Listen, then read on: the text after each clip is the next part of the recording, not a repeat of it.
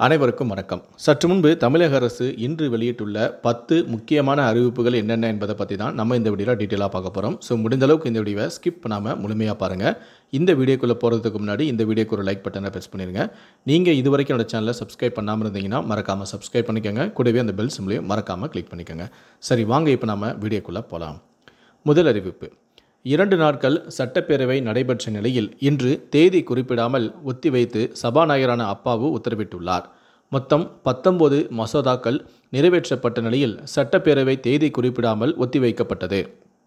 இரண்டாவது அறிவிப்பு: பெஞ்சல் புயலால் பாதிக்கப்பட்ட மாவட்டங்களில் மகப்பேறு உயிரிழப்புகள் ஏதும் இல்லை என சட்டமன்றத்தில் அமைச்சரான மா. சுப்பிரமணியன் தெரிவித்துள்ளார். விழுப்புரம், திருவண்ணாமலை, சென்னை மாவட்டங்களில் புயலின் போது 1526 பிரசவங்கள் நடைபெற்றுள்ளன எனவும் 1526 குழந்தைகள் பிறந்த நிலையில் மகப்பேறின் போது தாயோ சேயோ யாரும் உயிரிழக்கவில்லை எனவும் கர்ப்பிணிகள் முன்கூட்டியே அருகிலுள்ள மருத்துவமனைக்கு அழைத்து வரப்பட்டதாக மக்கள் நல்வாழ்வுத்துறை அமைச்சர் தெரிவித்துள்ளார். மூன்றாவது அறிவிப்பு: IAS, IPS, IFS உள்ளிட்ட பதவிகளுக்கான மெயின் தேர்வு ரிசல்ட் இந்தியா முழுவதும் 2845 பேர் தேர்ச்சி பெற்றுள்ளனர். தமிழ்நாட்டில் மற்றும் 141 பேர் தேர்ச்சி பெற்று சாதனை படைத்துள்ளனர். நேர்முக தேர்வு முடித்த பின்னர் நேர்முக தேர்வும் மெயின் தேர்வில் பெற்ற மதிப்பெண்கள் அடிப்படையில் அவர்களுக்கு பணி ஒதுக்கப்படும். நான்காவது அறிவிப்பு: இந்த வருட தீப திருவிழாவில் மலை உச்சியில் தீபம் எரியும் எனவும் எந்தவிதமான அசம்பாவிதமும் இல்லாமல் நடைபெறும் எனவும் அமைச்சரான சேகர்பாபு உறுதியளித்துள்ளார். திருவண்ணாமலை மகா தீப திருவிழாவை ஒட்டி வரும் டிசம்பர் 13ஆம் தேதி உள்ளூர் விடுமுறை அறிவித்து மாவட்ட ஆட்சியரான பாஸ்கரன் பாண்டியனும் உத்தரவிட்டிருக்கிறார். ஐந்தாவது அறிவிப்பு: பெஞ்சல் புயல் மழை வெள்ளத்தில் சான்றிதழ்களை இழந்த மாணவர்களுக்கு மறு சான்றிதழ் வழங்க அரசு உத்தரவிட்டுள்ளது. 10ஆம் வகுப்பு, 11 மற்றும் 12ஆம் வகுப்பு ஆசிரியர் பட்டய தேர்வு மதிப்பெண் சான்றிதழ்களை இழந்த மாணவ மாணவியர் தங்களது மாவட்ட ஆட்சியரால் நடத்தப்படும் சிறப்பு முகாம்களில் விண்ணப்பிக்கலாம் எனவும், மேலும் தங்கள் மாவட்டத்தில் உள்ள முதன்மை கல்வி அலுவலர் அலுவலகம், மாவட்ட அரசு தேர்வர்கள் உதவி இயக்குனர் அலுவலகங்களிலும் இணைக்கப்பட்டுள்ள விண்ணப்பத்தை பூர்த்தி செய்து விண்ணப்பிக்க வேண்டும் எனவும் அரசு தேர்வுகள் இயக்கம் தெரிவித்துள்ளது. ஆறாவது அறிவிப்பு: அனைத்து நாட்களிலும் ஞாயிறு அட்டவணைப்படி சென்னை கடற்கரை, தாம்பரம், செங்கல்பட்டு மின்சார ரயில்கள் இயக்கப்படும் என சில ஊடகங்களில் தவறாக செய்தி வெளியானது.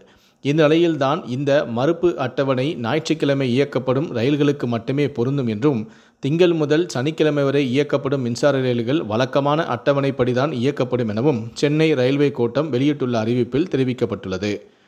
ஏழாவது அறிவிப்பு: விருதுநகர் மாவட்டம் ஸ்ரீவில்லிபுத்தூர் அருகே மேற்கு தொடர்ச்சி மலைப்பகுதியில் அமைந்துள்ள சதுரகிரி சுந்தர மகாலிங்கம் கோவிலுக்கு பக்தர்கள் செல்ல 4 நாட்கள் அனுமதி வழங்கப்பட்டுள்ளது. கார்த்திகை மகா வழிபாடுக்காக மலையேறி சாமி தரிசனம் செய்ய 4 நாட்கள் பக்தர்களுக்கு வனத்துறை அனுமதியும் வழங்கியுள்ளது. எட்டாவது அறிவிப்பு: மதுரை மீனாட்சி அம்மன் கோவிலுக்கு 2025 டிசம்பருக்குள் குடமுழுக்கு நடத்தப்படும் என அமைச்சரான சேகர்பாபு தெரிவித்துள்ளார். 500 தடுப்பணைகள் கட்ட நடவடிக்கை எடுக்கப்பட்டு வருவதாக சட்டப்பேரவையில் அமைச்சரான துரைமுருகன் தகவல் தெரிவித்துள்ளார். புதுக்கோட்டை மாவட்டம் முழுமைக்கும் காவிரி கூட்டு குடிநீர் திட்டம் கொண்டுவரப்படும் என பேரவையில் அமைச்சரான KN நேரு அறிவிப்பொன்றை வெளியிட்டுள்ளார். 9வது அறிவிப்பு: தென்கிழக்கு வங்கக்கடலில் உருவான காற்றழுத்த தாழ்வு பகுதியானது ஆழ்ந்த காற்றழுத்த தாழ்வு பகுதியாக வலுப்பெற்றது. வானிலை ஆய்வு மைய தென்மண்டல தலைவர் பேட்டியளித்தும் உள்ளார்.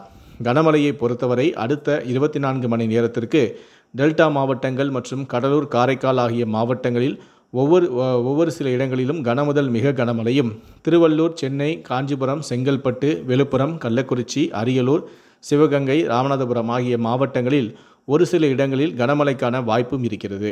கடைசியாக 10வது அறிவிப்பு: கார்த்திகை தீப திருவிழாவை ஒட்டி டிசம்பர் 13, 14, 15 ஆகிய தேதிகளில் திருவண்ணாமலைக்கு சிறப்பு ரயில்கள் இயக்கப்படும் என தெற்கு ரயில்வே அறிவிப்பொன்றை வெளியிட்டுள்ளது.